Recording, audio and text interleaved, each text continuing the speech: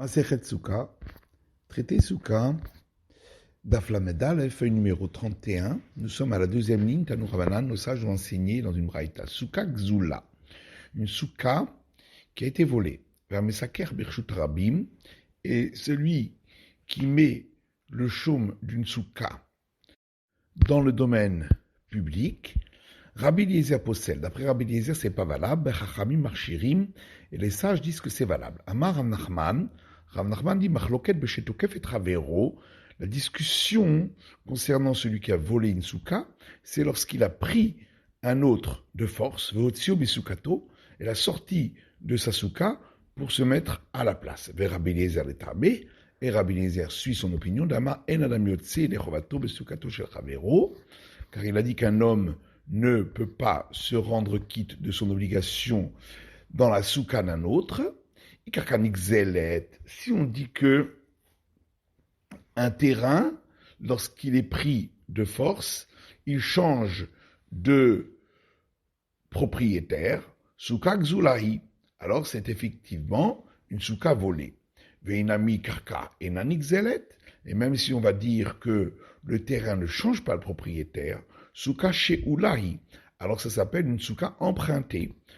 Et selon Rabbi Eliezer, de toute façon, dans les deux cas, il n'est pas quitte puisque ce n'est pas sa souka. Verabanan et Ramaïhu, alors que les sages, eux, suivent aussi leur opinion d'Amre Adam Yotse et d'Echovato Besukato Shel Chavero, puisqu'ils disent qu'un homme peut se rendre quitte de son obligation dans la souka d'un autre, Vekarka Enanik Zelet, et ils considèrent qu'un terrain ne peut changer de propriétaire par le vol, Vesuka Sheulahi, donc ça s'appelle une souka empruntée, et c'est pourquoi il peut s'acquitter de son obligation.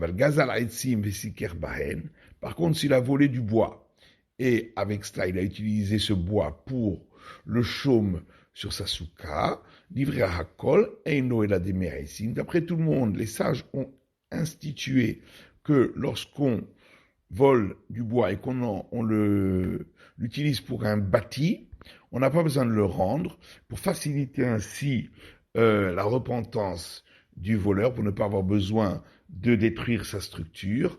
Et donc il a juste besoin de rendre l'argent en contrepartie de la valeur donc du bois. Et donc c'est pourquoi c'est pas considéré ici comme quelque chose de volé et il est quitte d'après tout le monde. Et d'où sait-on qu'on parle effectivement de quelqu'un qui a pris de force un autre pour le sortir de sa souka et il a volé donc l'endroit où se trouvait la souka,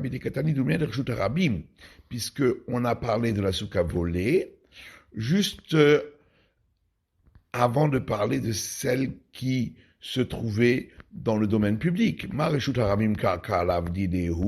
Donc de la même manière que dans le domaine public, le sol n'est pas à lui. Là aussi, pour la souka volée, il s'agit d'un sol qui n'est pas à lui. Une vieille dame est venue devant Rav Nachman. Ambrale lui a dit Reish Galuta, l'exilarque, Vekulhu Rabanan Bereish Galuta. Et tous les sages qui sont chez l'exilarque, Vesuka Gzula Havuyatve, ils sont assis dans une souka volée, puisque les serviteurs de l'exilarque m'ont pris à moi le bois. Safra velo ashgarba. Elle a crié et il n'a pas prêté attention à elle, Rav Nachman. Donc Rav Nachman. Ambrale, alors elle lui a dit, Teta de avele la voix tlatme avetamnesre avde, une femme dont le père avait 318 serviteurs, il s'agit d'Abraham, car il est parti en guerre avec 318 serviteurs. Elle a crié devant vous, et vous n'avez pas prêté attention à elle. Amarnou Rav Nachman leur a dit, Peritahi, c'est une femme qui crie, celle-là, Venla et la Demeretzim Bilvad.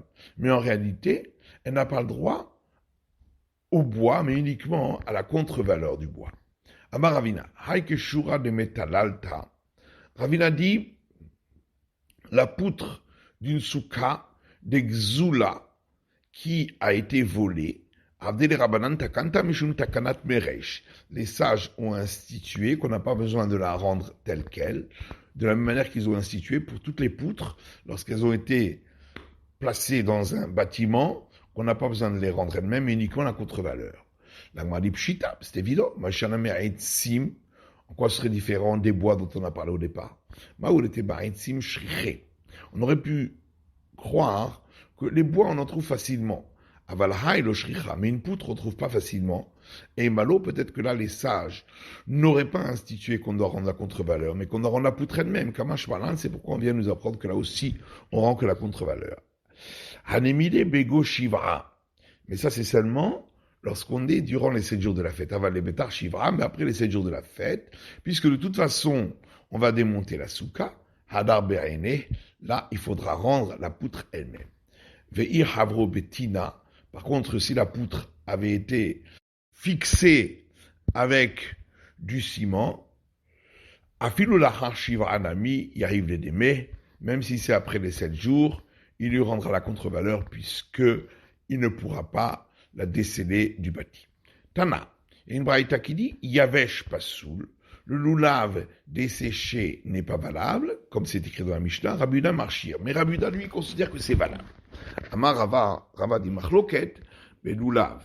C'est toute la discussion, c'est uniquement pour le loulav, donc la branche de palmier. Le Rabbanan savri makshidan loulav le etrog, parce que les sages disent qu'on apprend de la juxtaposition entre la branche de palmier et le cédra. Ma etrog ba hada, de la même manière que pour le cédra, on a demandé qu'il soit beau, puisque c'est écrit ainsi dans la Torah. Af loulav, de même pour la branche du palmier, ba'e hadar.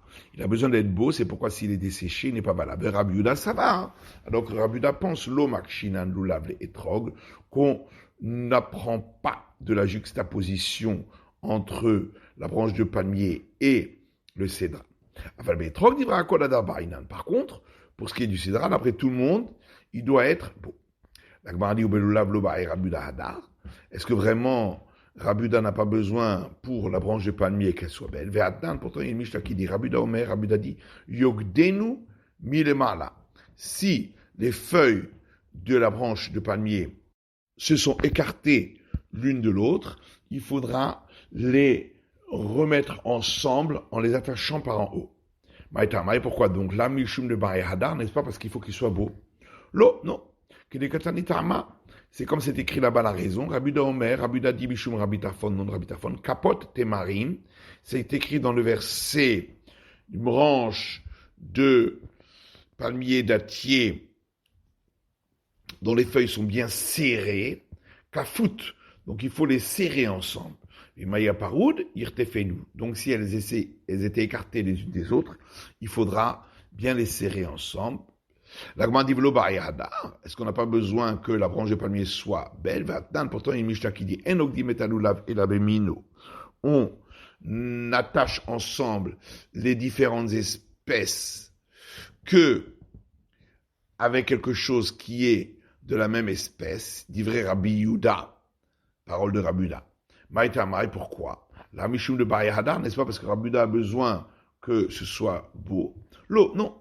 Rava, car Rava dit sive, on peut même utiliser des filaments qui sont sur le palmier, va filu berikara de dikla, ou même avec ce qui se trouve sur le tronc du palmier, bien que ça n'a pas la même couleur et donc ça rend pas forcément joli.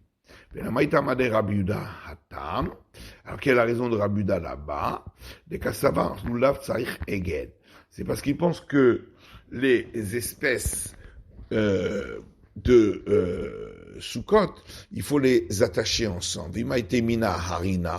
Et donc, ce qu'on utilise pour attacher fait partie du commandement religieux. Et si on amène alors une autre espèce, Avelu Hamisha Minim, ça voudrait dire qu'on a utilisé 5 espèces. Et donc, on a rajouté sur le commandement de la Torah ce qui est interdit. Et la Gemara demande est-ce que pour les cédras, Rabbi Yehuda demande qu'il soit beau. Il y a pourtant une braïta qui dit les 4 espèces du commandement religieux de Sukkot, Keshem Shen pour Hatin Mehem, de la même manière que on ne peut pas en avoir moins que les 4 qui sont écrits dans la Torah, car en mosifim alem. De même, on ne peut pas en rajouter. Lo matzah etrog, et donc s'il n'a pas trouvé de cédra, lo yavi ne pourra pas amener lo parish, ni un coin, vélo rimon, ni une grenade, vélo davacher, ni autre chose. Kemushin ksherin. Si les espèces sont flétries, c'est valable. Yeveshin, mais si elles sont desséchées, psoulin, elles ne sont pas valables. Rabbi d'Omer, af yeveshin.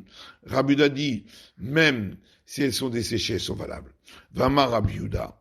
Et Rabbi Uda dit, Maase bivne krachin. On a trouvé chez les gens des villes, chez Morishin et Tulavehen, Ivne Benehen, qui laissaient à leurs petits-enfants en héritage leurs branches de palmier. Amrou Mishamreaya. Alors, ils leur ont dit, c'est de là que vous voulez apporter une preuve. Enchatatrakreaya. Là-bas, c'était un cas de difficulté, donc c'est pas une preuve. Katani Mihat, en tout cas, on voit dans cette braïta, Rabbi Omer Afyeveshin Kshirin, que Rabbi dit, même s'ils sont desséchés, ils sont valables.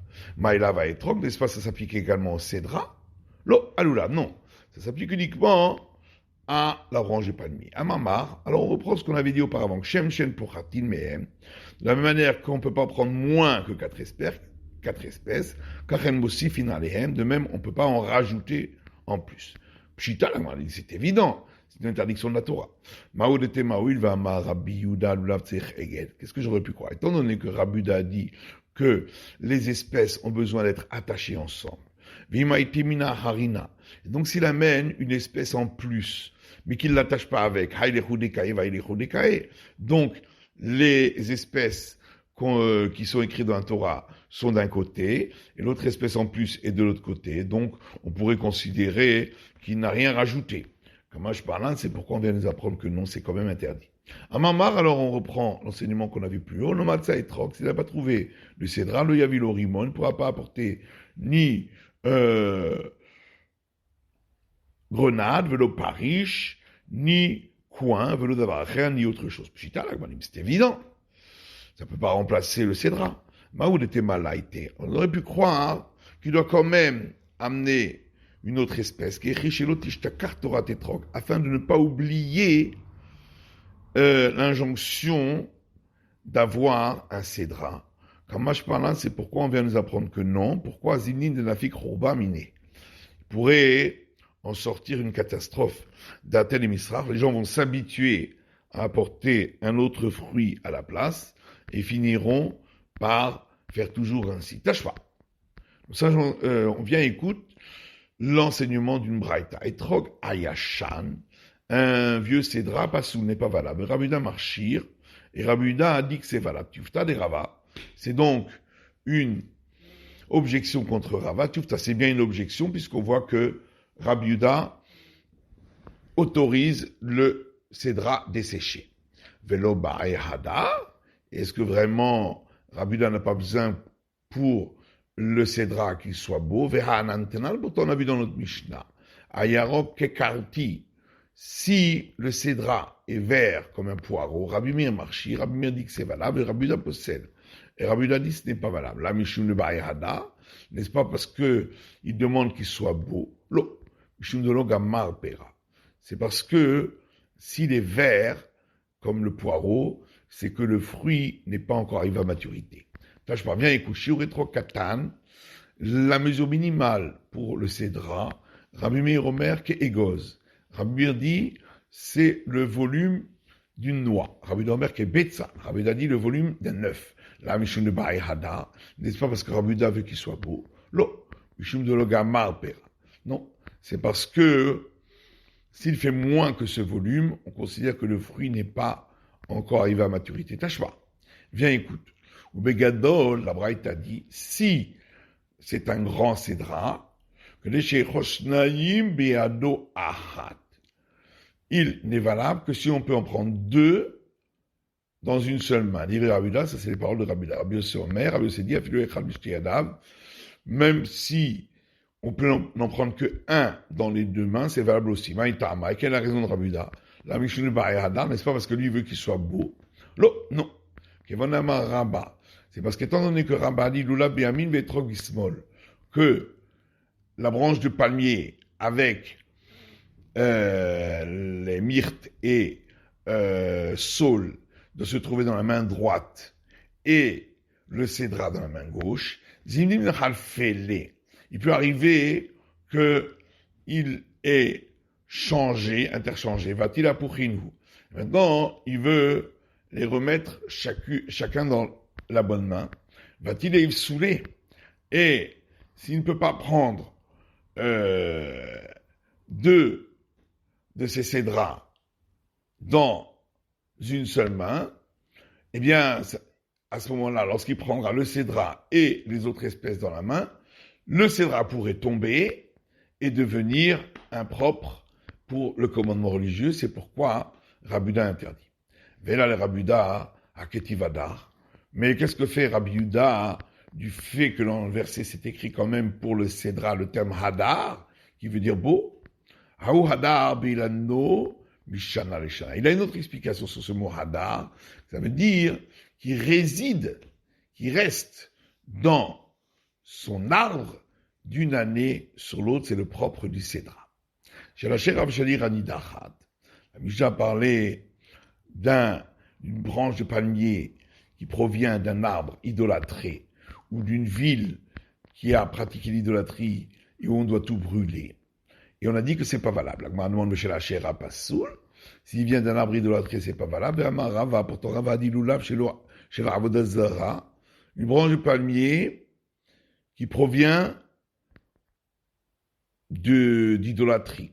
Loïton ne pourra pas l'utiliser pour le commandement religieux. Veim datal kacher. Mais s'il l'a utilisé, c'est quand même valable. Ici, on parle de l'arbre idolâtré dont a parlé Moïse, c'est-à-dire au moment où on est entré en terre d'Israël. Et là, on devait la brûler. Dès que tout est mirtachéroré. Parce que dans ce cas-là, effectivement, puisqu'on doit brûler, à ce moment-là, la branche de palmier est considérée comme si elle n'avait pas la bonne mesure puisqu'elle doit être brûlée. Dit Kanami, et on peut également apporter une preuve des Katani Doumia d'Iranidachat, puisque dans cette braïta, on a parlé de l'arbre idolâtré à côté de la ville qui a fait l'idolâtrie. Shmarmina, on peut en tirer de là que l'arbre idolâtrie, on doit le brûler, comme pour tout ce qui est de la ville qui a pratiqué l'idolâtrie. Niksam Rocho, la Mishnah a parlé de la branche de palmier dont le bout est coupé et ce n'est pas valable pour le commandement religieux. Ravuna dit Loshanu et la Niktam. On a parlé uniquement dans le cas où le bout est coupé. Aval Nistak, mais si c'est simplement fendu, Kacher, c'est valable. C'est la fin de l'étude du Daf Lamed Aleph de la feuille numéro 31.